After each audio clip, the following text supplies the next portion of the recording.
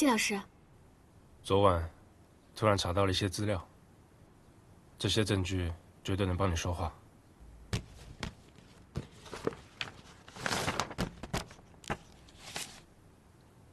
字有点潦草，能看得懂吗？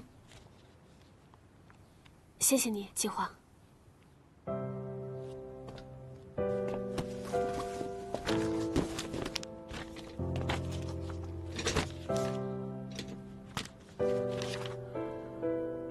何老师，学术委员会非常重视你的举报，还为此专门召开了几次会议。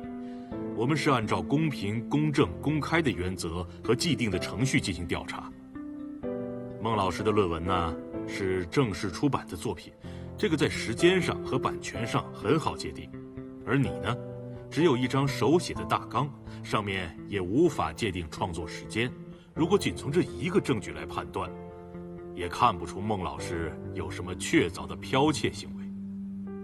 庞主任，既然孟老师说这篇论文从头到尾都是他自己创作的，那么我有个问题想问孟老师，请他当面回答我，可以吗？可以。孟老师，在你的论文第1页第3段中，有一段关于女性主体形成的论述。您说道，性别身份并非自主存在而不受约束，而是深深地根植于个体以及历史的实践之中，从而严重地限制了它的可转移性及变化性。这个论点是你自己提出来的吗？对呀，是我的主要论点之一呀。您确定？当然确定。这段话也出现在我的论文大纲中，您将它修改了一下，换了种说法，但其实根本就是同一个意思。但这一段话并不是我自己提出来的，而是来自于一处引文。因为我当时写的只是一个大纲，我就随手把它写了出来，并没有标明出处。好像是一处引文。哎呀，我也真是记不大清了。孟老师，您向国家1级刊物投稿，你的论文有引文不标明出处，这就是学术不端行为。更何况这句话是论文的核心论点之一，如果不是你原创的，就更加需要标明出处。孟老师，如果你真的在论文中忘了指出，那何老师现在提出来，请你谈谈这段话的来源。正如你以前所说，你写论文花费了大量的心血，每一个细节都反复推敲，认真核对。既然你的学术态度这么严谨，刚才的回答似乎与你的作风不符啊。各位委员老师，可以说这件事已经搞得我是焦头烂额呀。哎呀，我现在真是，我可以说完全分散了我的注意力，就是因为我的心烦意乱，很多事情我真的都想不起来了，我想不起来了。孟老师，我也觉得你刚才回答呢不是很合乎情理啊，因为这段话呢是你的核心论点，根据这段话有一个近500字的分析，是针对于这个观点而进行阐发的。如果真的是引用，你却不记得出处的话，这可能吗？那何老师，你知道它的出处吗？我当然知道，而且我这里还有原文复印件。因为是我自己写的论文，所以每一个论点是从哪里来的，我全部都记得。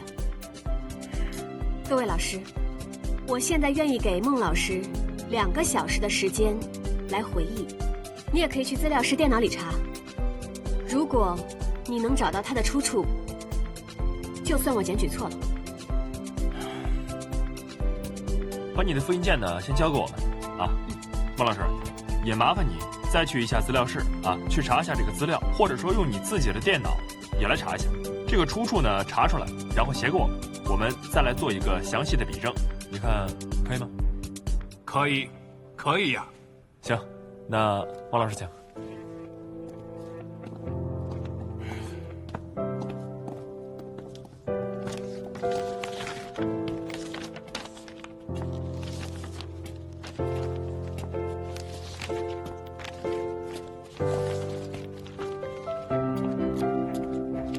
何老师，你怎么那么肯定他查不出来啊？因为这段话是引用了一位英国学者的会议论文，他是季黄老师的导师苏少白教授去英国开会的时候带回来的资料。当时季老师把它借给了我，我看了以后很受启发，所以引用了这一段。这篇论文现在并没有在国内翻译和出版，我当时看的是英文版。这段话是我自己翻译出来的，所以如果孟老师没有见到过它，2个小时不可能查出来。各位老师，我还要举报孟老师的另一篇论文，80%抄袭一位国外学者的论文。啊，哎呦，这问题严重。后来孟老师去了资料室，查了足足2个多小时，还是交了白卷。学术委员会怎么说？庞主任找到我说，孟辉死咬住自己记性不好，记不得出处在哪儿，就是不肯承认看过我的大纲。不过，幸好季黄找到他的另一篇，抄袭证据确凿，他怎么也抵赖不了。看来他还是个惯犯。系里也说了，会严肃处理此事。只是可惜了你那篇那么好的论文。这次得多亏季老师那么细心找到证据，应该干了整个通宵吧。看来季老师还是很关心你的。